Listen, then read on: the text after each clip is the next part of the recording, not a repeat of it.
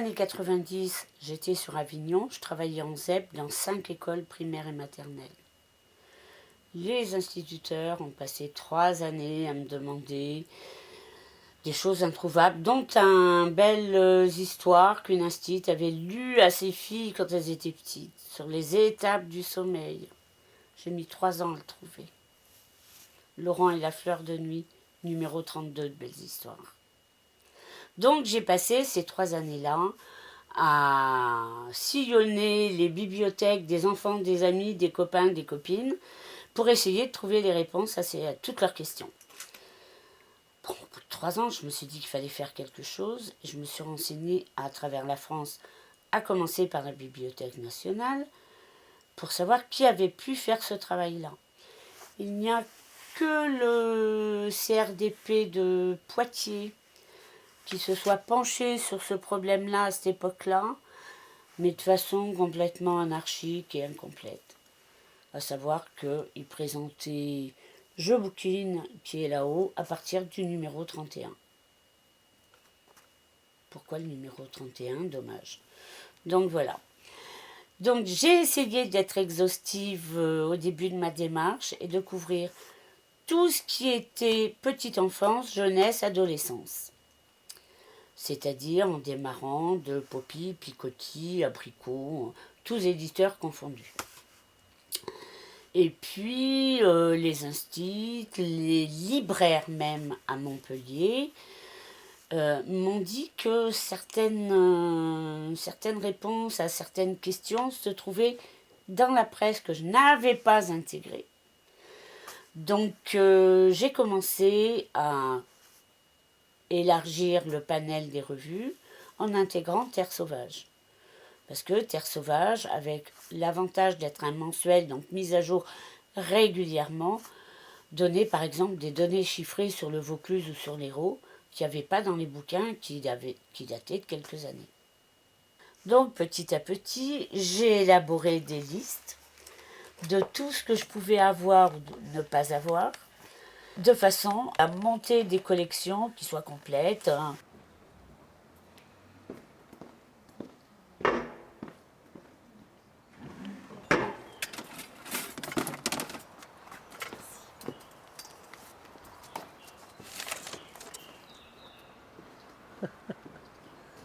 Ah, ça s'imposait là.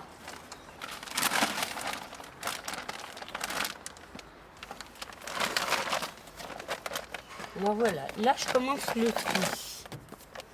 Ça c'est pour les instituts. Ça c'est pour les instituts. Ah ben tout ce sac en fait est pour les instituts. C'est ce qu'on a trié à la fac l'autre jour. Grosse caisse, hein.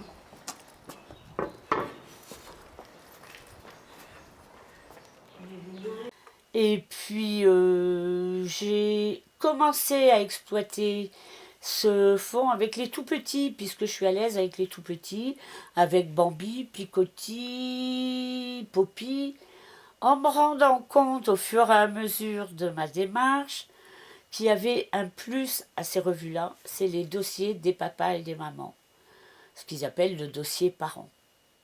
Par exemple, dans Pomme d'Api, qui date des années 70, l'étude des dossiers des parents nous a permis, à moi et à une étudiante de Paul Valéry, de suivre toute l'évolution de l'image des parents sur 3 décennies, à savoir que l'enfant perçoit le lien avec la famille de façon complètement différente depuis les années 60 aux années 2010, années pendant lesquelles on a fait ce travail pour un travail de mémoire pour une étudiante en psycho à Paul Valéry.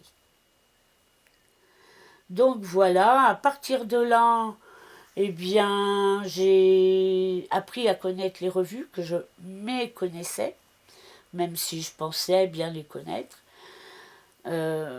Astrapi, par exemple, la revue Astrapi, super, mais dans la double page centrale, il y a un dossier. Ça, c'est plus le dossier des mamans, ils sont plus grands. C'est un montage, c'est un jeu, c'est une maquette, etc., etc. Donc ça, il a fallu que je marque dans mes listes. Ah ben oui, j'ai le numéro 220 d'Astrapi, mais j'ai pas la maquette qui allait avec. Ah, joli, mais il est quand même Les ventes de livres, le bénéfice que j'opère sur les ventes de livres permettent le financement et l'achat de ces revues, l'entretien du véhicule, les déplacements à Paris pour les vides-greniers et autres salons, etc. Ce sont ces ventes qui autofinancent l'évolution du fonds. Ces livres, je les trouve dans les associations de Montpellier, je les trouve sur les vides-greniers, les brocantes, et lors de tous mes déplacements où je m'arrête, que je calcule en fonction des vides-greniers, de la présence ou non d'associations, type Secours Populaire, Emmaüs et autres structures. Sur Montpellier, les associations qui reçoivent des revues me les signalent avant de les mettre en vente, pour que je vérifie si je n'ai pas déjà ces numéros afin de compléter avant qu'ils soient dispersés. Mais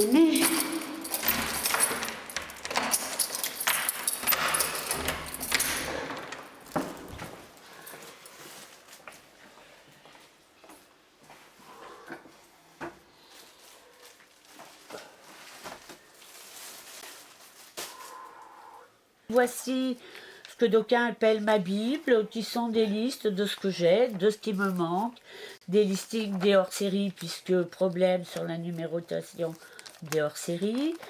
Pareil, ben là c'était un peu complexe, alors j'ai surligné les numéros qui me manquaient, un article de presse, des photos en festival devant la fac, et puis toutes les couleurs, ce sont les demandes de Pierre, de Paul, de Jacques, toutes les feuilles en couleur sont des demandes de personnes extérieures à l'association. Voilà, ça si je le perds, je suis mal. Bon, bah, vide-grenier moyen, j'ai trouvé des boîtes, ça c'est le top. Mais j'ai trouvé 0 revue, je crois, sur ce vide-grenier-là. Ce qui confirme que la presse est bien en crise et qu'il y a de moins en moins d'abonnements des gamins qui, il y a quelques années, arrivaient avec une année complète de géo-ado, de sciences et vie junior, etc. Ça existe pour ainsi dire plus. À part plus dans les quartiers plus friqués, ou en région parisienne où là les représentantes font un travail de fond beaucoup plus touffu qu'ici. Donc là-haut ça justifie que j'y aille le 3e week-end du mois de mai, puisqu'il est programmé longtemps à l'avance, donc je ne paye pas mon billet cher. Et là, les enfants, d'une année sur l'autre, me gardent leur revue.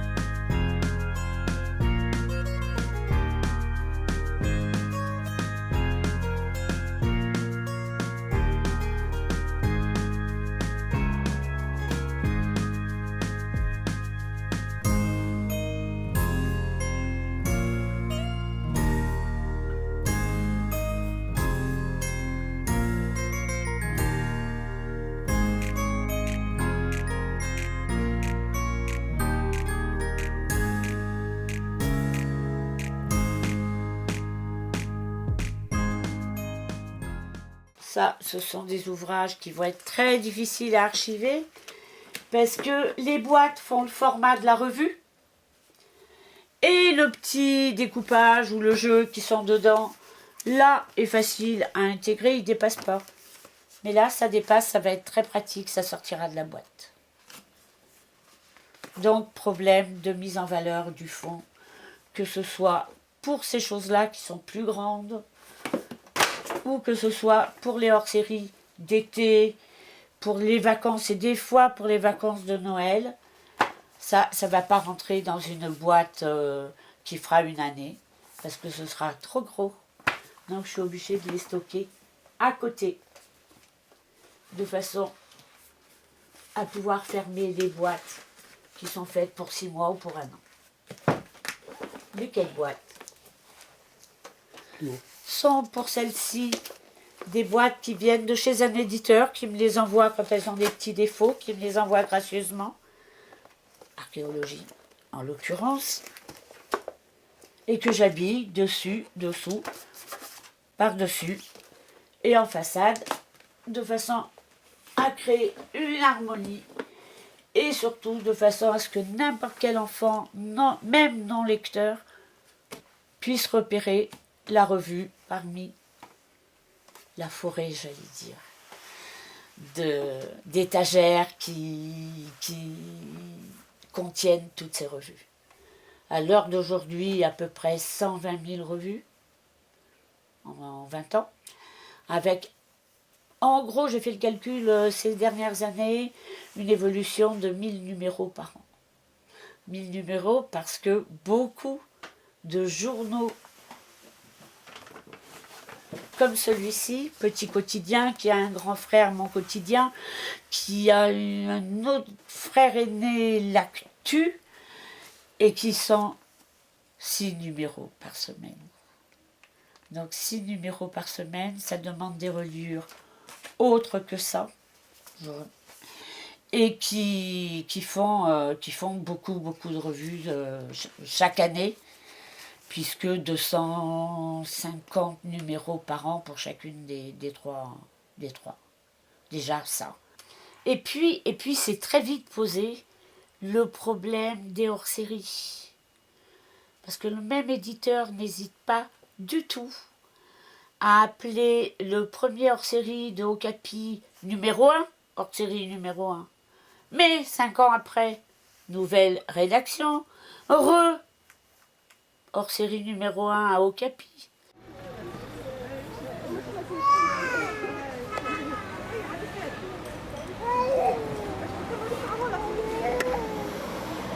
J'ai caché celui-là tout à l'heure. Si tu me caches les revues que je cherche désespérément, comment est-ce que je fais pour les voir? Surtout là, quand on est sur les platanes, je ne suis pas très en forme.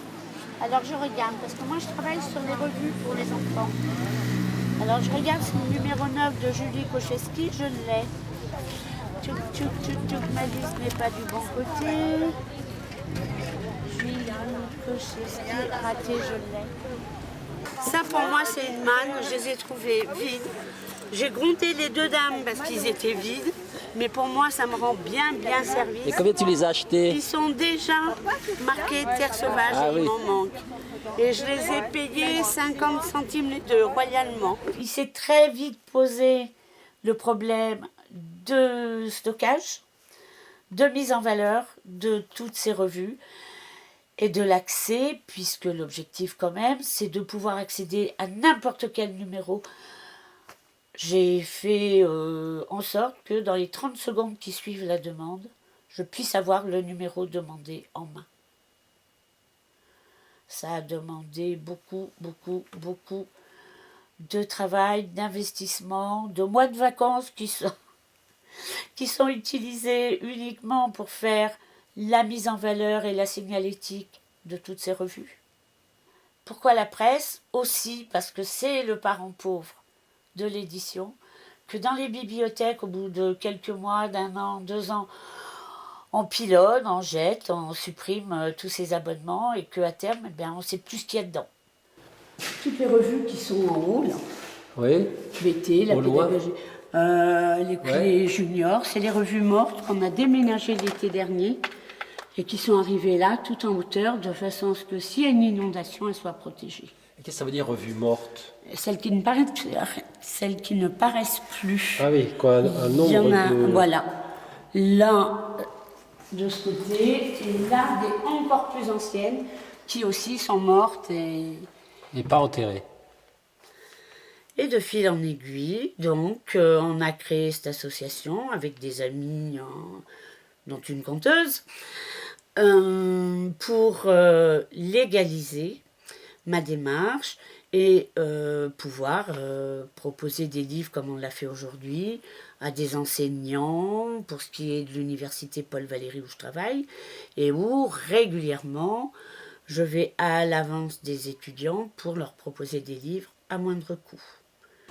Quant aux étudiants, ils me connaissent, ils me voient là-haut, ils me voient ici, ils savent qu'ils peuvent me demander des bouquins spécifiques et ils arrivent avec leur petite liste en me disant vous auriez ça, vous auriez ça. Oh Isabelle, t'as ça, t'as ça. Et ça, c'est un rapport privilégié que je ne peux pas avoir dans le cadre de la bibliothèque. Prenez-le en main plutôt.